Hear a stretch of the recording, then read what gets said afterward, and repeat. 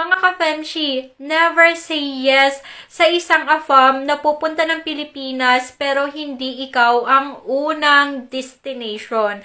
May pupuntahan pang iba. Pangalawa ka lang sa kanyang list. Huwag kang papayag, guys. Kung ang AFAM nyo po nakachat online ay pupunta ng Pilipinas, dapat ikaw lang, no hidden plan. Napakalaking red flag niyan, guys. Ang iba kasing AFAM, ang gawain niyan is makikipag-chat yan sa mga 5 Filipina, pupunta ng Pilipinas, and yung 5 na yun, guys, bibisitahin niya ng sabay-sabay, at after nun, tsaka siya mamimili kung sino ba ang mas matimbang dito sa 5 Pilipina na ito. And ikaw naman, guys, umaasa ka na talagang ikaw ang pipiliin niya, o kaya hindi mo naman talaga alam, may kinita pa pala siya sa Pilipinas maliban sa'yo. Ikaw, guys, asang-asa ka, pero hindi ka lang pala. Kapag may boyfriend kayo, guys, tapos sinabi na bibisita sa Pilipinas, i-make sure nyo, guys, na for the whole vacation, kasama kayo. Kasi, isa yan sa magiging foundation ng relationship nyo po sa future. Ayan yung una nyong experience na magkasama kayo personally. So, diyan nyo malalaman kung talagang may spark, kung talagang mahal nyo ang isa't isa, kung talagang compatible kayo sa isa't isa. Paano kung may kahati ka pala? Paano kung meron pa pala siyang ibang inaasikaso? Tip ko sa inyo, guys, sunduin nyo sa airport at hihatid nyo po sa airport.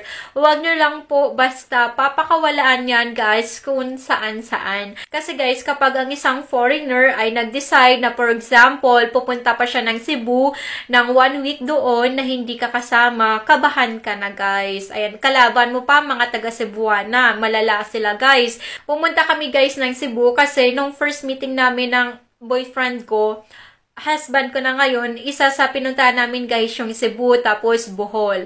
Iba talaga, iba ang ano, guys, iba ang ambience ng Cebu para sa akin. Yung mga babae, guys, sa Cebu, iba ang ambience sa kanila. Kasi kahit yung aking husband na German, guys, ayan, nagsabi siya sa akin na one time, pumunta siya ng Pilipinas, 3 babae ang minute niya, guys, ha? Kasi tinitingnan niya daw kung sino doon sa 3 ang talaga mas matimbang sa kanya. Pero doon naman sa 3 na yon, wala siyang nahanap ni isa. Pagdating naman sa akin, guys, siya mismo ang nagsabi na ikaw lang, buong vacation, ikaw lang.